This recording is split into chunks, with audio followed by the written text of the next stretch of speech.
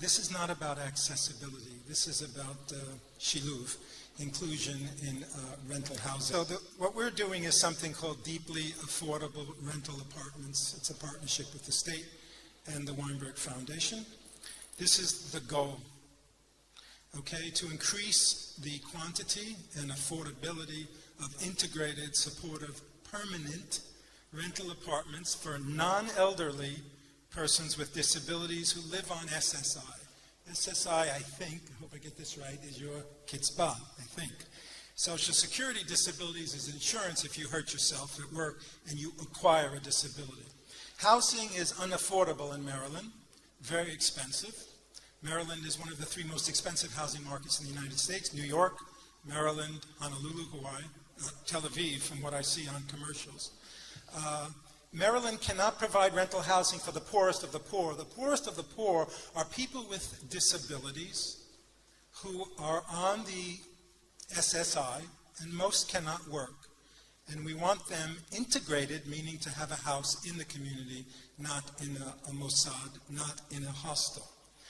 We use low-income housing tax credits. Low-income housing tax credits, complicated, I won't explain it, but they set the rents at 60% of the area median income. That's much too expensive for a person living off of the kitzbah in the United States. So, if you have SSI in the U.S., your income is $8,000. Okay?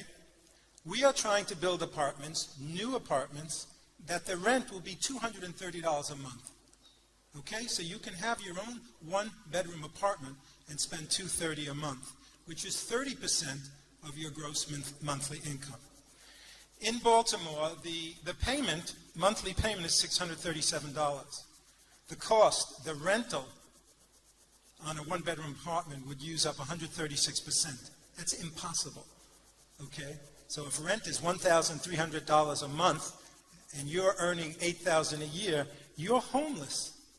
Or they put you in a nursing home in America. And if you're 23 and had a car accident, but your mind is fine, you're tetraplegic, you can't speak, you don't belong in a nursing home with 80-year-old people. Next, this is the partnership. Federal government low-income housing tax credits, the State Department of Housing, the Maryland Department of Health and Mental Hygiene, that's disabilities, and Keren Weinberg. In your country, I think I have this right, Bituach Leumi gives award to a municipality or an amotah for part of the building or the equipment. We don't have that in the United States. Your system's much better, even though they take too long to make a decision. In the United States, for-profit companies can get a reduction in their taxes if they give money to create low-income housing. Very complicated. I don't recommend this system in Israel. If you look at a budget, 1/3 of the cost of the house goes to lawyers and syndicators. The system has no accountability, a wash in cash. Don't ever do it.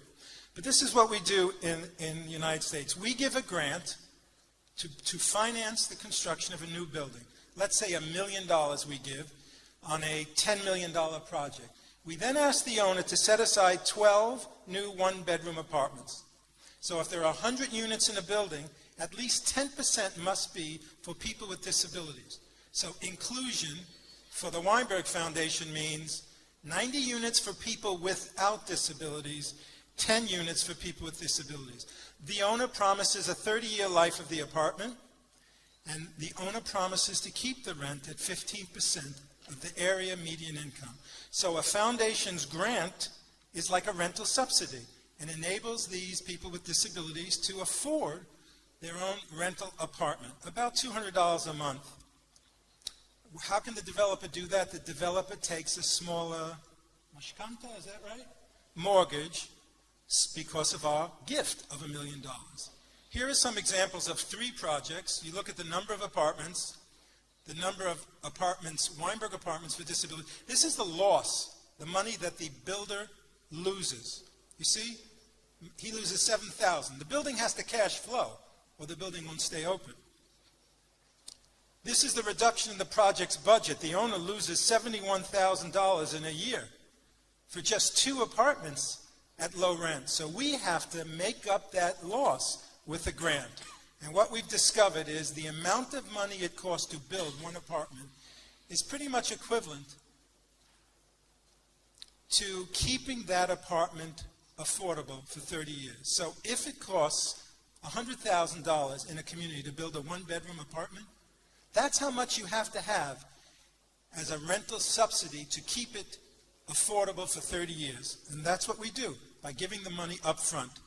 Now, how does someone live in an apartment like that? How do you afford it? It's a three-legged stool. One is the tenant pays rent from his SSI, $230 a month. Two, the rental subsidy or the grant from a foundation. Three, because U.S. housing is, I hope I have this right, ala panim, it means you can buy houses cheap now. You can build cheap now.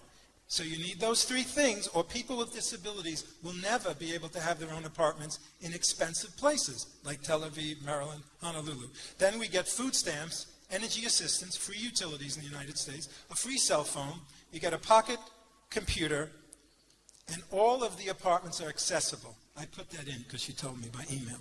Okay, universal design. Next, we try to pick people who are in institutions, in nursing homes. People who shouldn't be in institutions, we try to bring them into these apartments. They are referred by the state, and I check each person, okay? And I go to visit them. In Maryland, the money follows the person, okay? The money doesn't go to an amutah. The money goes to the person, not to the family. And that person can decide. If the person cannot decide, a committee is appointed, and the person buys services. The services are taken to the apartment, even a nurse, even 24/7. It's called person-centered programs. That's the only way it works. Okay, we also fund the case managers who visit the people in the apartments, and we fund $1,000 for each person when they get into the apartment. Maybe they need a new bed or some changes in the apartment. So they get case manager, they get an apartment, they get $1,000, and then I go to visit them, and it's a lot of fun. Some of them get employment in the building. They get to paint for 2 hours a week, and they make $50, and that helps. It does. All we ask is they pay their rent on time, keep the place clean, be nice to neighbors. It's the same rules I have to follow. I rent. Here are the challenges, the problems. Will the developer keep their promise? Will these apartments stay cheap for 30 years at $230, or will they raise the rent to $630? Well, the penalty is the federal and the state government can ban them from ever getting any more money, and they'll never get money from Weinberg again. So we hope it doesn't happen. Will we get tenants in the greatest need? Will we get people with the most extreme disabilities who are in institutions? I don't know. We're trying. Will the tenants abide by the rules? When you take 20-year-old kids with disabilities into an apartment, and they've been in a nursing home or they're being in their parents, well, what these young boys and girls want is they want to drink, they want to date, they want to have relationships, they want to smoke marijuana. I don't blame them, but they can't in these apartments, so I'm worried they might be kicked out. That's the other problem. Will owners have apartments that are vacant? How long will the state take before they pick someone from a nursing home into a Weinberg apartment? We've had delays. Next, will we get all disabilities? Sensory, physical, and also mental health, by the way. Weinberg views mental health, psychiatric, as a disability. In Maryland, the smallest group home, what you call a hostel, in Maryland, by law, you can't have more than 3 people in a group home. Our goal, and what I'm doing here now in conclusion, is defining that. Someone said this, is that Yoav? Right? 3 people, imagine that. The goal is for people to go where they want to live. They either want to live alone or they want to live with somebody, and then the supports come to the people. Some places have a second bedroom for the person who takes care of them. I've seen this in the model in Jerusalem called Shalhevet, and we hope they build another building, and I hope Weinberg helps them. You're welcome, Miriam. Next is the group homes that I have seen in Israel, Amichai, Shekel. They're nice, and your food is always delicious. You got the best food of any homes in the world. But why do you have to have 6 strangers living together? Because the ministry says so, I guess. We won't fund those places anymore in Israel. Weinberg has now decided to focus on rental apartments. We're either going to build new ones, or we're going to give money to the person with disabilities and say, here's 3 months rent free. Now can you somehow come out with a budget? Can we help you? We believe in 2 words, choice and control. It took me 6 years to get the Weinberg trustees to understand the point of choice and control. You choose where you want to live. You choose with whom you want to live. You choose who gives you the sherut. You can have vouchers. And the Amutah just screens the staff, make sure they're not criminals. And this is the formula that I like, even for those with, how do you say, CUD? Severe disabilities. CUD. Even people who are very severe disabled, your own room, your own door, your own lease, your own key, you choose your own roommate, just like the way I live. We want to integrate people who are not disabled with people with disabilities as much as possible. In the building, 90 units for low-income people without disabilities, policemen, teachers. But even in the bedroom, we like to find a person with mental illness who wants to live with someone who's fine. But that person may be broke, homeless, had medical problems, divorced. Why can't they be roommates? Best of all is to stay with family as long as possible, as you know in Israel and as we do. Most people are with family, but parents die. Siblings don't keep their promise. They're appointed guardians, and they don't keep their promise. We even fund a program of weekends at a motel. This is my favorite.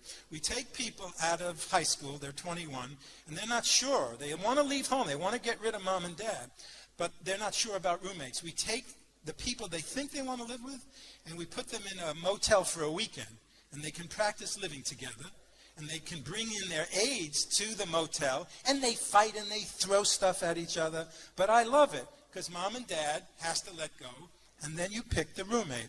It's called Sweets Motel in the United States. You rent it for 3 days. There is legislation coming up in the United States that will expand this program, exactly what Weinberg is doing, Obama wants to do. I know he's not your friend, but he is the friend of people with disabilities. He wants to create 50,000 new permanent supportive housing opportunities within 5 years. I don't know if it'll work.